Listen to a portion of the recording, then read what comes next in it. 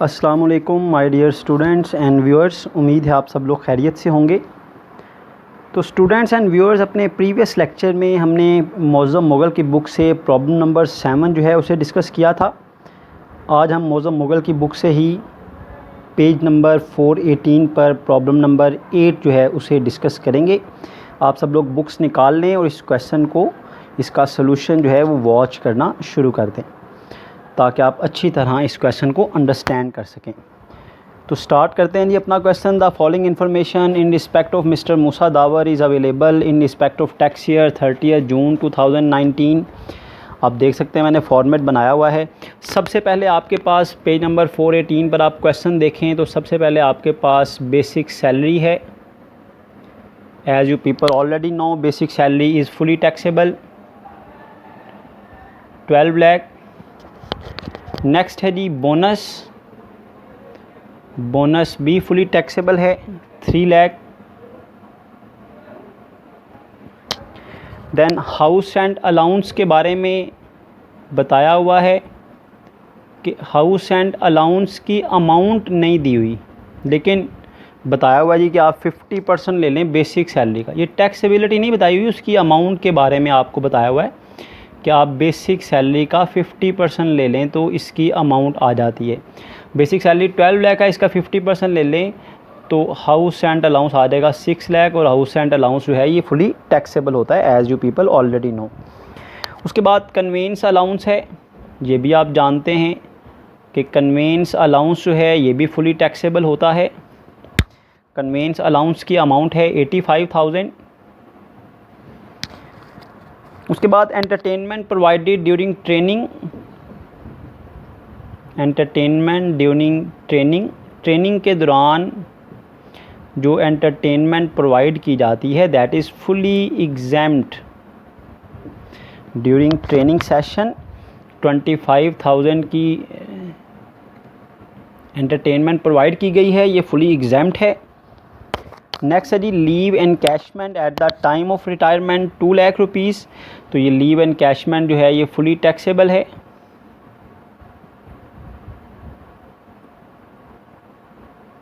Leave encashment 2 lakh rupees की है, fully taxable है। उसके बाद ट्यूशन फ़ी फॉर 2 चिल्ड्रन, इसको मार्क कर लें, ये टोटल इनकम से रिलीफ कंसिडर होगी। उसके बाद रीइंबर्समेंट ऑफ मेडिकल बिल्स। वैसे तो रीइंबर्समेंट मेडिकल बिल्स की फुली एग्जैम्प्ट होती है, लेकिन ये जो लिखा हुआ है ना विदाउट NTN, कि आपने जो बिल बनाए थे ना वो जिस हॉस्पिटल के थे या मेडिकल प्रैक्टिशनर के थे उसके पास NTN नंबर नहीं था। दैट्स वाई विदाउट NTN होने की वजह से नेशनल टैक्स नंबर उसके पास नहीं था, that's why it is fully taxable. Otherwise ये फुली एग्जैम्प्ट होता है, लेकिन NTN नंबर ना होने की वजह से ये फुली टैक्सेबल है। आगे चलें तो लिखा हुआ है फाइनल अमाउंट, 8th आइटम जो है final amount of accumulated balance of unrecognised provident fund. Final amount of unrecognised provident fund. आपको फाइनल अमाउंट मिली अनरिकॉग्नाइज्ड प्रोविडेंट फंड की, कितनी अमाउंट मिली है जी? 1,80,000। इसका टैक्स रूल आपने पढ़ा है कि जो अनरिकॉग्नाइज्ड प्रोविडेंट फंड की अमाउंट मिलती है दैट इज़ एग्जैम्प्ट अप टू 50%। मतलब 1,80,000 का हाफ एग्जैम्प्ट है। हाफ कितना हो गया? 90,000, ये एग्जैम्प्ट है। रिमेनिंग जो 90,000 है that is taxable. Is it clear? आगे मूव करें तो प्रॉपर्टी इनकम है, वो इनकम फ्रॉम प्रॉपर्टी में आती है, उसको मार्क कर लें। Profit from speculation business, income from business में आएगा। Loss from another speculation business, ये भी इनकम फ्रॉम बिजनेस में आएगा, इसको इसमें से माइनस कर देंगे। Gain on sale of public company shares, holding period more than 2 year है, इस पर 15% टैक्स होगा FTR में जाकर, sorry separate block of income में जाकर। उसके बाद loss on sale of immovable property, इसकी कोई ट्रीटमेंट नहीं है। Income from talk delivered on TV, gross amount दी हुई है, ये अदर सोर्सेज में भी आएगा और इस पर टैक्स एट सोर्स भी डिडक्ट हो जाता है। तो इसके 2 इफ़ेक्ट्स हैं, इस पर 2 मार्क्स लगा लें आप। उसके बाद है specified value of bonus shares receive from listed company. Listed company से जो बोनस शेयर्स मिलते हैं बेटा स्टूडेंट्स एंड व्यूअर्स, ये जो बोनस शेयर्स मिलते हैं ये FTR में आती हैं, इस पर 5% टैक्स होता है FTR में। Contribution to the approve pension fund, जितनी कंट्रीब्यूशन अप्रूव पेंशन फ़ंड के लिए दी जाती है इस पर एवरेज रिलीफ मिलती है। उसके बाद डिफेंस सेविंग सर्टिफिकेट की कोई ट्रीटमेंट नहीं है, आप जानते हैं। डिफेंस सेविंग सर्टिफिकेट परचेज़ किए हैं, कोई ट्रीटमेंट नहीं है, इसको मार्क करने की ज़रूरत नहीं है। पर्सनल लीगल एक्सपेंडिचर की कोई ट्रीटमेंट नहीं है, इसको भी मार्क करने की ज़रूरत नहीं है। हाँ, इन्वेस्टमेंट इन हेल्थ इंश्योरेंस, इस पर एवरेज रिलीफ मिलेगी, जिसको मार्क कर लें। Gift from mother, income from other source में आता है।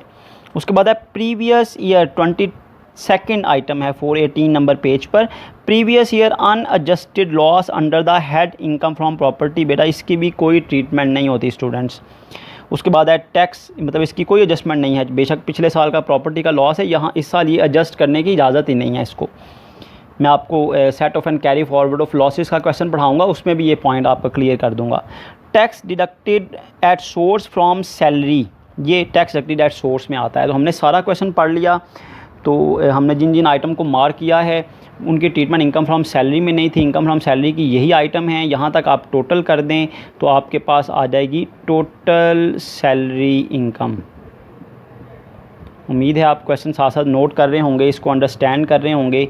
आपका किसी भी किस्म का कोई भी क्वेश्चन हो तो आप YouTube पे कमेंट सेक्शन में भी पूछ सकते हैं। ज़रूरी नहीं कि आप हर कमेंट में ये लिखें जी बहुत अच्छा हो गया, थैंक यू, आपने अच्छी एफ़र्ट की है। इससे मैं इनकरेज ज़रूर होता हूँ, ये अच्छी बात है, लेकिन आप क्वेश्चन भी पूछ सकते हैं इन कमेंट सेक्शन में। तो ये इनकम फ्रॉम सैलरी हो गई जी। इनकम फ्रॉम सैलरी के बाद नेक्स्ट हेडिंग है जी इनकम फ्रॉम प्रॉपर्टी।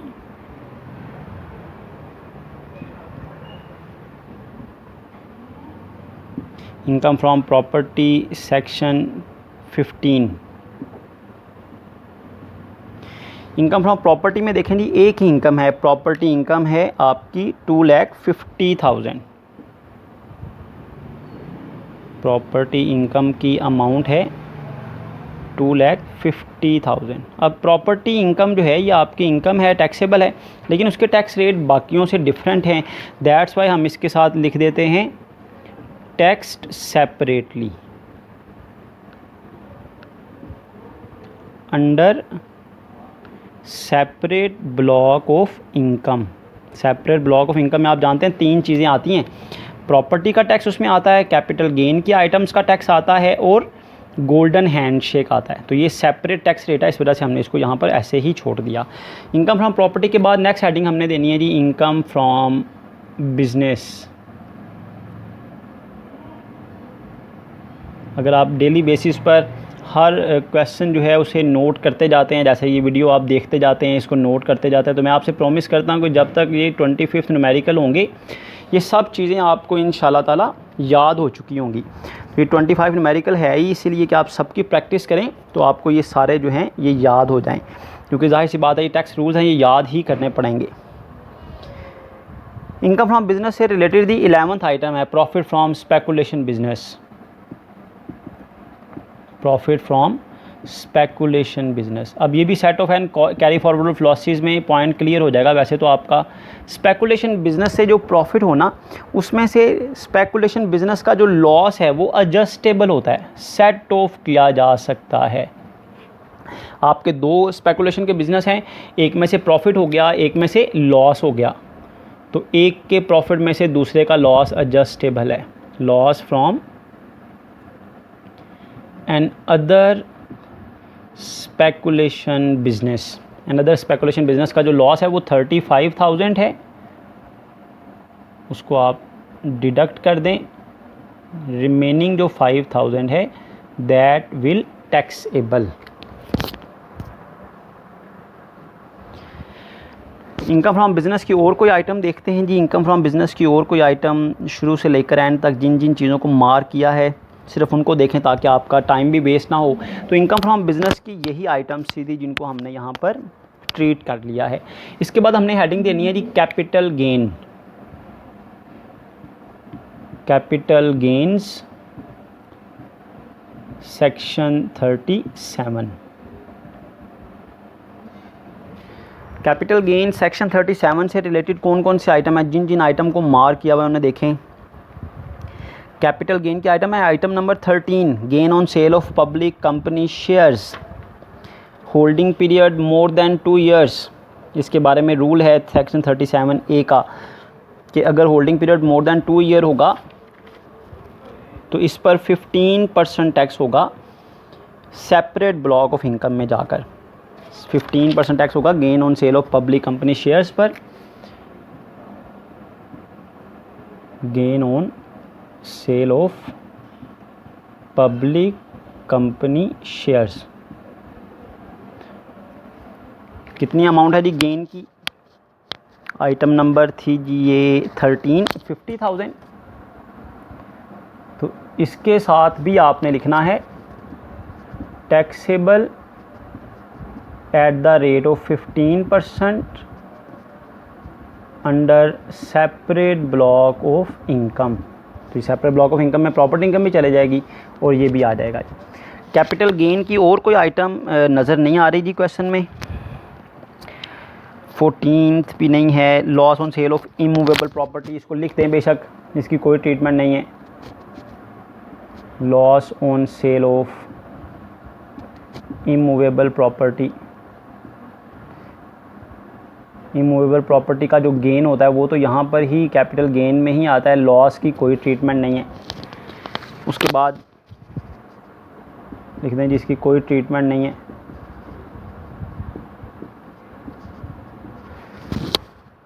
उसके बाद और कोई कैपिटल गेन की आइटम नहीं है। तो उसके बाद हम हेडिंग देते हैं जी income from other sources, section 39।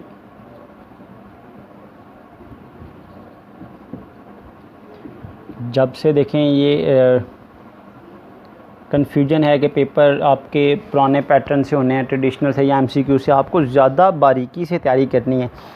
हर चीज़ के बारे में ज़्यादा अच्छी तरह नॉलेज रखना है, याद करना है, क्योंकि ये इंडिविजुअल एमसीक्यू बेस्ड भी आ सकते हैं। तो इनकम फ्रॉम अदर सोर्सेज की इनकम में है जी आपके पास 7th आइटम को हमने मार्क किया हुआ है, 10th को किया हुआ है, 11th को, 12th को, 13 को मार्क किया हुआ है, 14th को। 15 है जी income from talk delivered on TV, ये फुली टैक्सेबल है। उसका दूसरा इफेक्ट भी लिखना है आपने, वो टैक्स डिडक्टेड एट सोर्स वाला। इस पर 10% टैक्स जो है वो एट सोर्स डिडक्ट हो जाता है। Income from talk delivered on TV.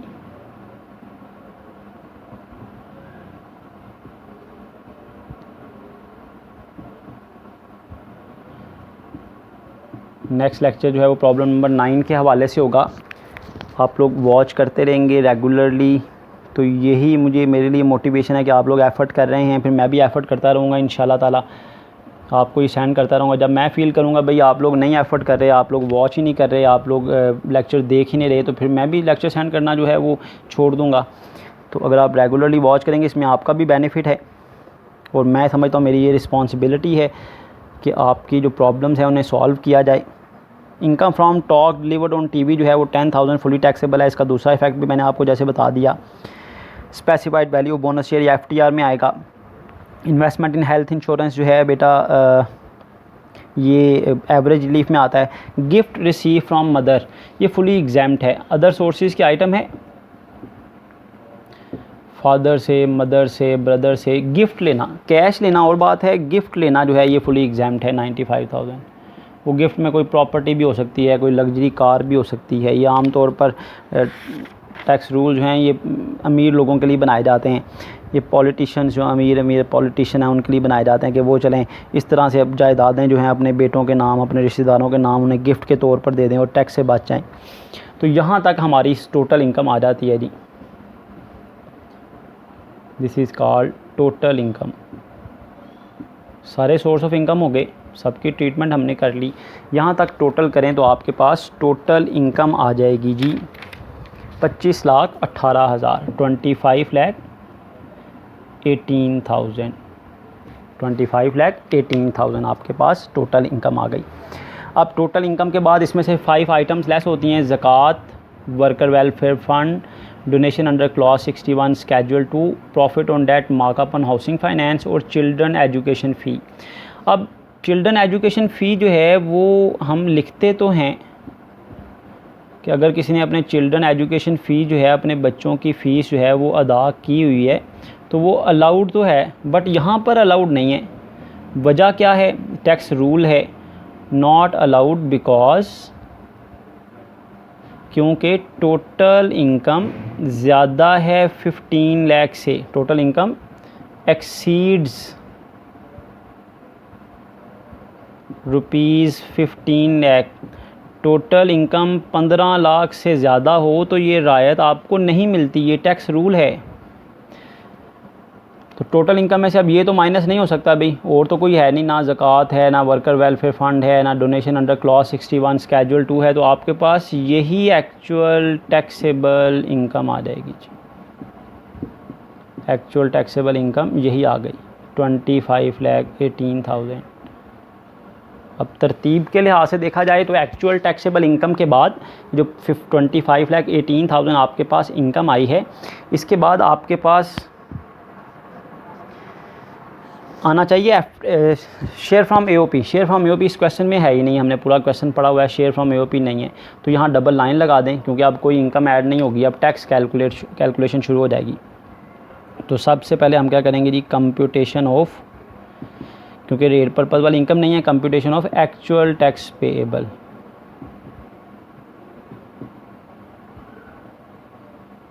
इस पर हम एक्चुअल टैक्स पेएबल जो है वो कैलकुलेट करेंगे। इसको नोट कर लें, क्योंकि मैं इसके बाद जो है इस रेज़ कर दूंगा। कंप्यूटेशन ऑफ टैक्स पेएबल में 25,18,000 देखें कौन सी स्लैब में आ रहा है। फॉर्मेट में भी मैंने स्लैब रेट दिए हुए हैं, बुक में भी स्लैब रेट पेज नंबर 391 पर दिए हुए हैं। 25,18,000 आ रहा है बेटा व्यूअर्स 5th स्लैब में, where the taxable income exceed 25 lakh but does not exceed ₹40 lakh. 25 lakh से जब तक ज़्यादा ना हो और 25 लाख से ज़्यादा हो जाए और 40 लाख से ज़्यादा ना हो, तो टैक्स रेट ये है कि जो आपकी इनकम है ना 25 लाख तक की, उस पर तो फ़िक्स टैक्स है 65,000। और जितनी इनकम 25 लाख से ज़्यादा है, 25 लाख से कितनी इनकम ज़्यादा है जी, 18,000। इस 18,000 पर 5th स्लैब के मुताबिक 15% टैक्स जो है ये अप्लाई हो जाएगा। तो जब आप 15% टैक्स कैलकुलेट करेंगे 18,000 पर, तो वो आएगा 2700। तो ये हो गया फ़िक्स टैक्स 65,000 और ये 27 हो गया जी टैक्स आपका इनकम एक्सीडिंग ₹25 लाख। तो टोटल टैक्स आ जाएगा 67,700। This is actual tax payable. यहाँ तक उम्मीद है आपने नोट कर लिया होगा। एक्चुअल टैक्स पेएबल आ गया 67,700। अब इसको रेज़ करके मैं क्वेश्चन के बाकी कंप्यूटेशन के बाकी नेक्स्ट पोर्शन की तरफ मूव करने लगा हूँ जी। आज मैंने एक हदीस सुनी, चलें मैं तब तक लाइन लगाता हूँ, थोड़ी छोटी सी एक हदीस है, आपसे डिस्कस करता हूँ, शायद इस वजह से मेरी भी मग़फ़िरत हो जाए, अल्लाह ताला मेरे गुनाहों को माफ़ कर दे, और आप भी सुने, आप भी आगे दूसरों को बताएं और इस पर अमल करें ताकि आपको भी इसका अजर मिले। हदीस ये सुनी कि एक मुसलमान का दूसरे मुसलमान पर हक़ है, जहाँ दूसरे हक़ हैं वहाँ ये भी हक़ है कि जब कोई मुसलमान बीमार हो जाए तो दूसरा मुसलमान उसकी अयादत के लिए जाए, उसकी ख़बर ले, उसका हाल हवाल पूछे। इसका कितना अजर है, मैं तो आज सुन के हैरान हो गया कि अल्लाह ताला क़यामत के दिन एक मुसलमान से इरशाद फरमाएंगे।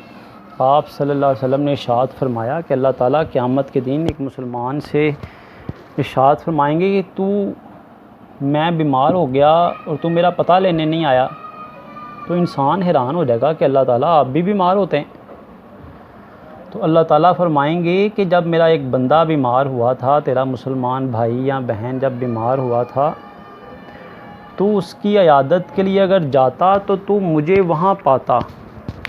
मतलब अल्लाह ताला एक मुसलमान की अयादत करने को इस तरह क़यामत के दिन पूछेंगे कि तू मेरी अयादत के लिए क्यों नहीं आया। जैसा कि अल्लाह ताला खुद जो है वो लोग हैरान होंगे कि अल्लाह ताला भी बीमार होते हैं, तो अल्लाह ताला कहेंगे जी तुम उसकी अयादत के लिए जाते तो मुझे वहाँ पाते, मतलब मैं तुम्हारे लिए वहाँ पर होता। तो कितना अजर है जी इस बात का। दूसरा एक और हदीस इसी हवाले से सुनी कि आप सल्लल्लाहु अलैहि वसल्लम ने इरशाद फरमाया कि जब एक मुसलमान दूसरे मुसलमान की इयादत के लिए अपने घर से निकलता है, उसके पास जाता है, उसके पास बैठा रहता है, उसे गपशप करता है, उससे उसका हाल अहवाल पूछता है, उसको तसल्ली देता है, तो जब तक वो वहाँ बैठा रहता है तो अल्लाह ताला 70,000 फरिश्तों को ये कहता है कि इसके लिए रहमत की दुआ करो। वो 70,000 फरिश्ते तब तक उसके लिए रहमत की दुआ करते रहते हैं जब तक वो अपने मुसलमान भाई के लिए दुआ जो है उसके हाल हवाल पूछता रहता है, उसके पास बैठा रहता है। एक और इसी हवाले से हदीस है कि आप सल्लल्लाहु अलैहि वसल्लम ने इरशाद फरमाया कि सुबह को अगर कोई शख्स जो है अपने मुसलमान भाई का पता लेने जाता है, उसकी इयादत के लिए जाता है, तो सुबह से लेकर शाम तक उसके लिए मग़फ़िरत की, उसके लिए बख्शिश की दुआएं की जाती हैं, उस पर अल्लाह ताला की रहमतें नाजिल होती रहती हैं। तो इतना ज़्यादा अजर है।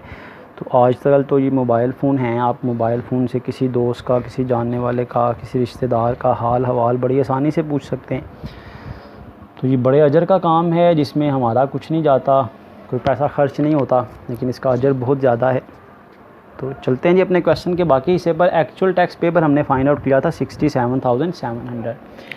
अब इसके बाद नेक्स्ट स्टेप है जी add tax on separate block. Tax on separate block. तो मोबाइल फ़ोन का इस्तेमाल करना चाहिए जी, ये सोच कर के सवाब होगा। लोगों का हाल हवाल पूछना चाहिए, जो बीमार हैं उनकी इयादत को जाना चाहिए, उन्हें तसल्ली देनी चाहिए, उनके लिए दुआ करनी चाहिए। तो टैक्स ऑन सेपरेट ब्लॉक में देखें जी 3 चीज़ें आती हैं। सबसे पहले tax on property income, tax on property income, इनके साथ हमने लिखा था separate block of income SBI। Property income थी जी आपकी, आपने देखें अपने पास नोटबुक पे, बुक पे भी इनकम गिवन है 2,50,000। प्रॉपर्टी इनकम का टैक्स रेट का टेबल है, उसमें लिखा हुआ है प्रॉपर्टी इनकम 2 लाख तक एग्जैम्प्ट है, और 2 लाख से जितनी इनकम ज़्यादा होगी उस पर 5% टैक्स है। तो 5% टैक्स लेंगे तो 2,500 आ जाएगा। ये प्रॉपर्टी का टैक्स हो गया, सेपरेट ब्लॉक ऑफ इनकम में आता है। दूसरी चीज़ जो सेपरेट ब्लॉक ऑफ इनकम में आती है वो कैपिटल गेन आता है, tax on gain on sale of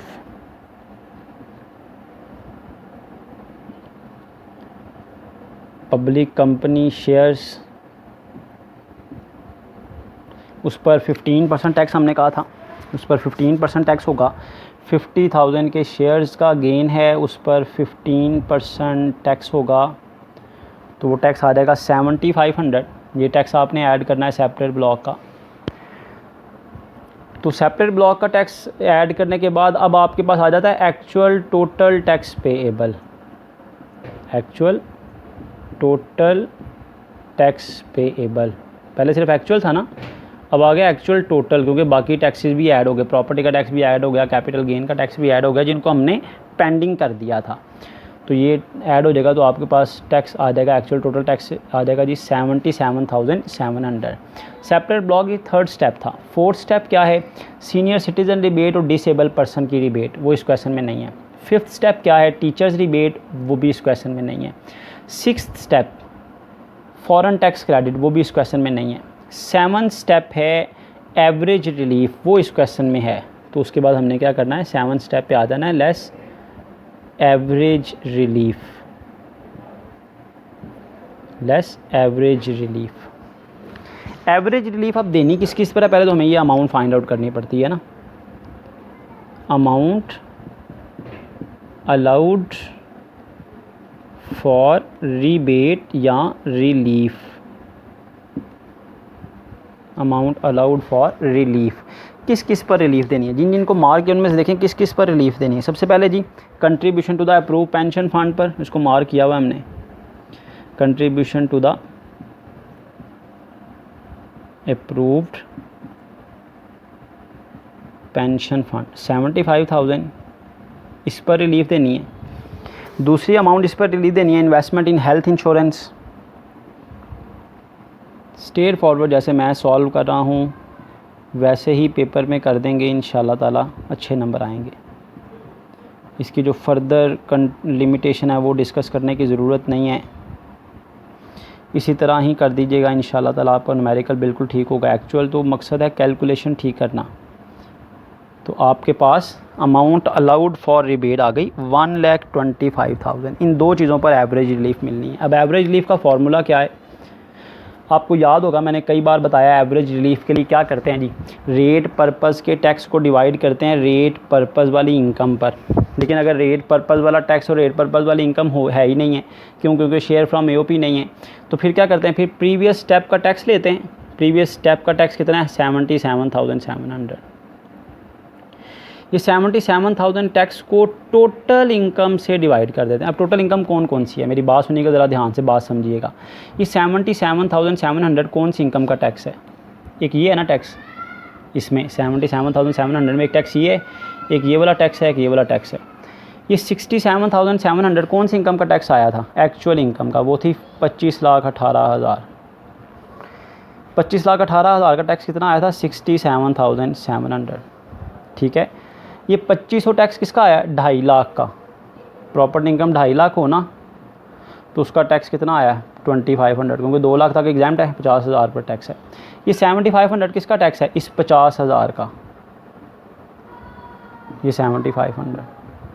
मतलब समझाने का ये है कि देखें टोटल टैक्स कितना आया अभी तक, 77,700। इनकम कौन सी है, ये 3 तरह की इनकम है, टैक्स भी 3 तरह का, इनकम भी 3 तरह के, ये भी ऐड हो जाएंगे, फिर तो ये आ जाएगा 28,18,000। तो हम ये कह सकते हैं कि 28,18,000 का टैक्स 77,700 है। ये जो 77,700 टैक्स है, ये कितनी इनकम का टैक्स है, 28,18,000 का, क्योंकि 77,700 में ये 67,700 है, ये कौन सी इनकम का है, 25,18,000 का। ये 2500 किसका है, 2.5 लाख का। ये 7500 किसका है, इस 50,000 का। तो डिवाइड कर दें, 77,700 टैक्स है 28,18,000 का, इसको मल्टीप्लाई कर दें जिस पर रिबेट देनी है, 1,25,000 पर रिबेट देनी है। 1,25,000 पर हमने एवरेज रिलीफ देनी है। एवरेज रिलीफ की अमाउंट आएगी जी 3,447। ये लेस कर देंगे आप एवरेज रिलीफ, तो आपके पास आ जाएगा net tax payable. Net tax payable ये 3,447 माइनस करने के बाद नेट टैक्स पेएबल आएगा 74,253। अब आगे चलते हैं जी। नेट टैक्स पेएबल के बाद नेक्स्ट और लास्ट स्टेप है tax deducted at source. Tax deducted at source, तो आप देखें टैक्स जो हमने एडवांस में पे कर दिए हुए हैं वो कौन कौन से हैं, मैंने मार्क किया हुआ है। दो चीज़ें थी जिनको हमने मार्क किया हुआ था। एक तो टैक्स डिडक्टेड फ्रॉम सैलरी था, और दूसरा वो जो income from talk delivered on TV थी, मैंने कहा था इस पर भी देखिएगा 10% टैक्स होगा, तो उन दोनों को यहाँ पर माइनस कर दें। 10% टैक्स जो आपने पे कर दिया होता है, tax on talk delivered on TV. Talk delivered on TV की अमाउंट है जी 10,000। इस पर 10% टैक्स है, 1,000 आ जाएगा, ये भी माइनस हो जाएगा। फिर दूसरी चीज़ कौन सी है जी, टैक्स डिडक्टेड फ्रॉम सैलरी। ये तो आपको दोनों चीज़ें, टैक्स डिडक्टेड फ्रॉम सैलरी तो क्लियरली गिवन है, इसको आपने याद रखना है। Tax deducted from salary given है 70,000, तो ये माइनस कर दें जी आप।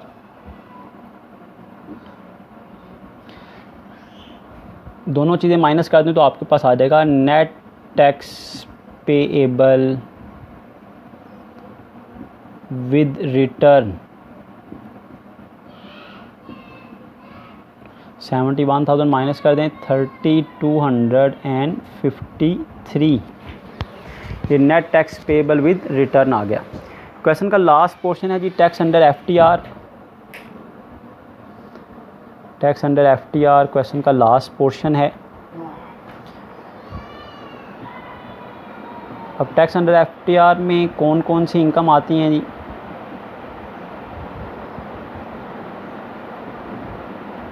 उसको देख लेते हैं। हमने मार्क किया हुआ था सिर्फ एक इनकम टैक्स अंडर एफटीआर में आती है, that is bonus shares receive from listed company. उस पर कितना टैक्स था, मैंने आपको बताया था 5% टैक्स है जी। Bonus shares receive from listed company, listed company से बोनस शेयर मिले हैं जी 25,000 के। इन पर एफटीआर के टैक्स रेट के स्केड्यूल के मुताबिक 5% टैक्स होता है, तो एफटीआर का टैक्स आ गया 1250। ये 1250 आपने लिख देना टैक्स अंडर एफटीआर। तो यहाँ पर हमारा क्वेश्चन जो है वो कंप्लीट हो गया। उम्मीद है आई क्वेश्चन आपने अच्छी तरह समझ लिया होगा, इसको नोट भी कर लिया होगा। नेक्स्ट क्लास में कल इंशाल्लाह ताला हम प्रॉब्लम नंबर 9 को डिस्कस करेंगे। यहाँ पर मैं अपने लेक्चर को वाइंड अप करता हूँ। अल्लाह ताला हम सबको अपने हिफ्ज़ व अमान में रखे। जज़ाकुमुल्लाह खैरा।